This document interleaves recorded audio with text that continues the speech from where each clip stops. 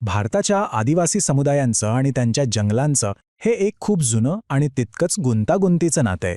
पण याच नात्यात त्यांच्या हक्कांसाठीचा एक मोठा संघर्ष दडलाय.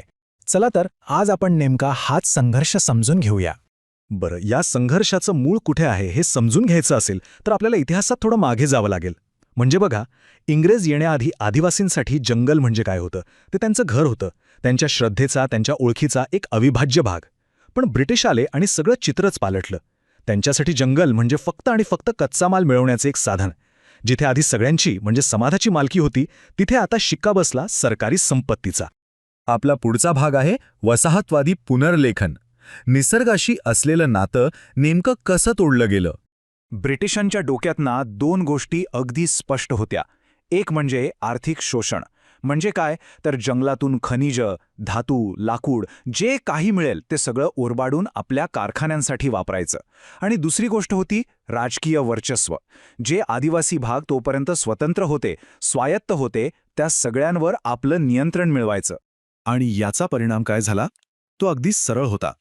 आदिवासींची स्वायत्तता संपली. आणि मग काय? बाहेरच्या शोषक लोकांसाठी तर दारच उघडली गेली.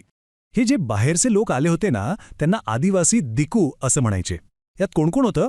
तर सावकार होते, व्यापारी, ठेकेदार, जमीनदार. आणि या सगळ्यांनी मिळून आदिवासींचं पद्धतशीर शोषण सुरू केलं. हे जे शोषण होतं ना, ते काही अचानक घडलं नाही. त्याची एक साखळीच होती. बघा कसं झालं. सगळ्यात आधी ब्रिटिश प्रशासनानं नियंत्रण मिळवलं आणि आदिवासींची स्वायत्तता संपली. मग ह्या रिकाम्या जागेत आले दिकू, म्हणजे तेच सावकार आणि व्यापारी. त्यांनी काय केलं तर कर्जाचं आणि नव्या कायद्यांचं जाळं टाकलं आणि त्यात अडकवून आदिवासींच्या जमिनीच हिसकावून घेतल्या.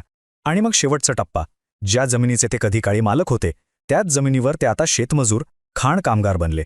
त्यांची अवस्था अक्षरशः वेठबिगार आणि कर्जगुलामांसारखी झाली. आता आपण बघूया राष्ट्रासाठीचे 3 दृष्टिकोन.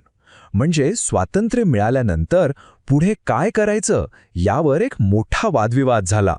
वर्षानुवर्षांच्या शोषणातून भारत स्वतंत्र तर झाला, पण आता नव्या भारतासमोर एक मोठा प्रश्न उभा होता.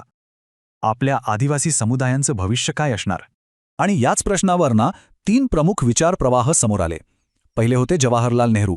त्यांचा मार्ग होता मध्यम, स्वायत्तेसह एकीकरण, म्हणजे आदिवासींच्या संस्कृतीचा आदर करायचा आणि त्यांना मुख्य प्रवाहात पण आणायचा.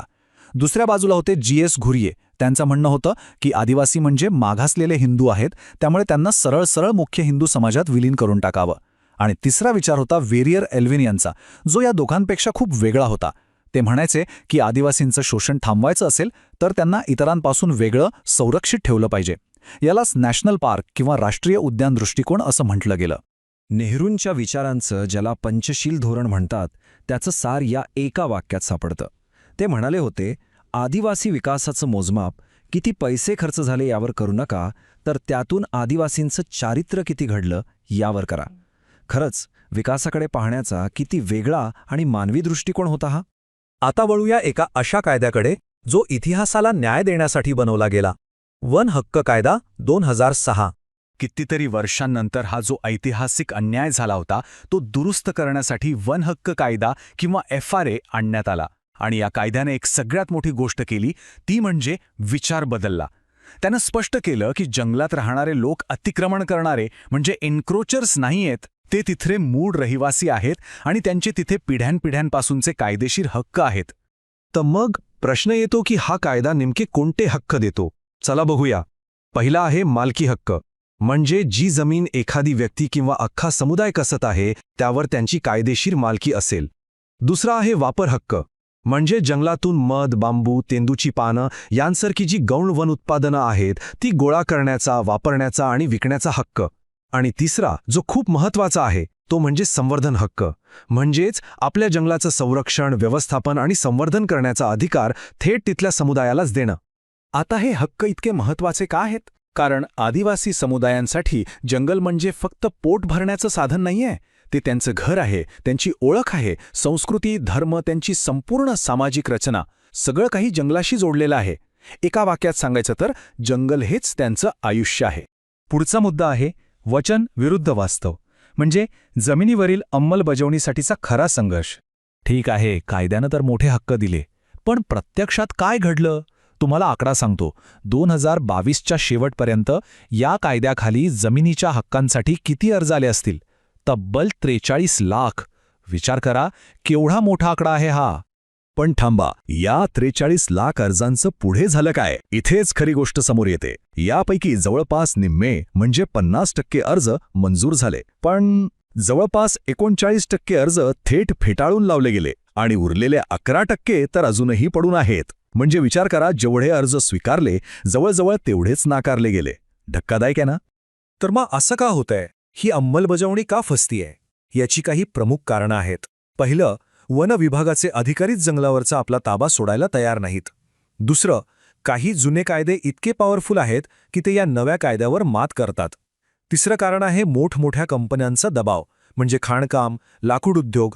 आणि चौथं, जे खूप महत्त्वाचं आहे, ते म्हणजे अनेक आदिवासी समुदायांना अजूनही आपल्या हक्कांविषयी नीट माहितीच नाही किंवा ते हक्क मिळवायचे कसे हेच कळत नाहीये. या कायद्याचं सगळ्यात मोठं वैशिष्ट्य म्हणजे यानं खरा अधिकार ग्रामसभेला म्हणजे गावाच्या सभेला दिलाय. पण जमिनीवरचा संघर्ष नेमका याच अधिकारावरून आहे. त्यालाच सतत आव्हान दिलं जातं. पण असं नाही आहे की सगळीकडे निराशाच आहे. एक आशेचा किरण आहे. 2013मध्ये खूप गाजलेलं प्रकरण होतं नियमगिरी हिल्सचं. तेव्हा सर्वोच्च न्यायालयानं एका मोठ्या खाणकाम प्रकल्पाला नकार देण्याचा ग्रामसभेचा अधिकार मान्य केला होता. या एका निकालाने दाखवून दिलं की जर हा कायदा नीट वापरला गेला तर तो किती ताकदवान ठरू शकतो.